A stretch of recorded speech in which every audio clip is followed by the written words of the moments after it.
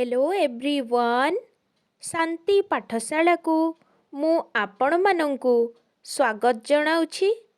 आजिकार एक नूतन भिडियो रे आमे आलोचना करिबा एक सुंदर विषय वस्तु पाठ देखाए बाट।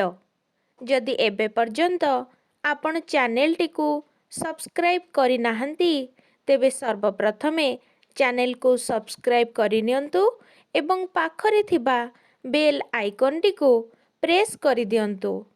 चलंतु भिडियोटी आरंभ करिबा। शिक्षा जीवनर मानदंड सभ्यतार मापकाठी। जे कोनोसी देशर समृद्धि शिक्षा सभ्यता संस्कृति उपरे निर्भर करे। जेउ देशर नागरिक माने जेते परिमाण रे शिक्षित से देश सेते प्रगतिशील। निरक्षरता एक सामाजिक व्याधि। निरक्षर व्यक्ति जीवन रे किछि करिपारे नाही। अन्य पक्षरे शिक्षित साक्षर व्यक्ति सबु क्षेत्र रे जययुक्त होइथाए।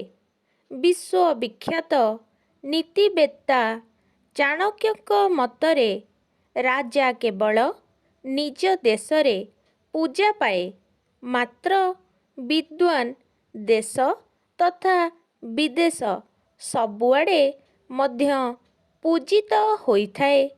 तेणु कुहाजाए स्वदेशे पूज्यते राजा विद्वान सर्वत्र पूज्यते।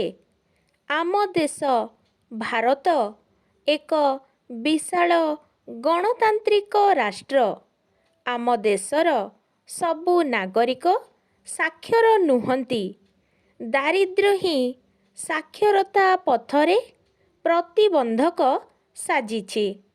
तथापि आम सरकार 1978 अक्टोबर 2 तारिख पवित्र गांधी जयंती ठारू समग्र देश रे साक्षरतार प्रथम पदक्षेप सदृश प्रौढ़ शिक्षा प्रचलन करिथिले।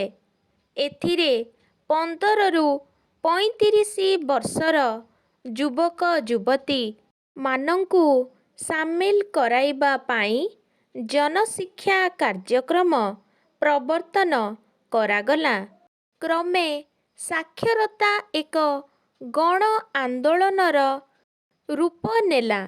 1988 मे 5 तारिख ठारू देश रे साक्षरता अभियान आरंभ करागला। फलरे 9 रु 50 वर्षर व्यक्तिंकु साक्षर करागला।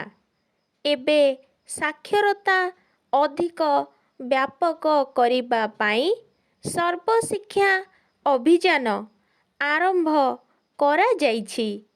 एहाकु सफल करिबा पाई प्रत्येकंकर कर्तव्य रहिछि। जणे शिक्षित व्यक्ति अन्यून जनकु शिक्षित कराइबा आवश्यक। निरक्षर व्यक्ति पाठ पढ़ी साक्षर हेले निजे लेखि पढ़ी पारिब, हिसाब किताब करि पारिब, देश विदेशर कथा जानि पारिब। कुसंस्कार अंधविश्वास ठारू दूरेई रही पारिब। स्वास्थ्य सेवा परिवेश सुरक्षा संपर्क रे सचेतन होई पारिब। अन्याय विरुद्ध रे लढ़ेई करि पारिब। निर्वाचन रे भोट देई उपयुक्त योग्य प्रार्थी चयन करि पारिब। नागरिकर दायित्व एवं अधिकार संपर्क रे जानि पारिब। आत्मनिर्भरशील होई पारिब। जातीय संहति देशर सार्वभौमत्व को रक्षा करि पारिब। पुणी कुहा जाइछि माँ हेले पाठोई देश जीव आगेई। माँ माने साक्षर हेले ନିଜର ଶିଶୁର ଉପଯୁକ୍ତ ଯତ୍ନ ନେଇପାରିବେ। ଛୋଟ ପରିବାରର ଆଦର୍ଶକୁ ଆପଣେଇ ପାରିବେ।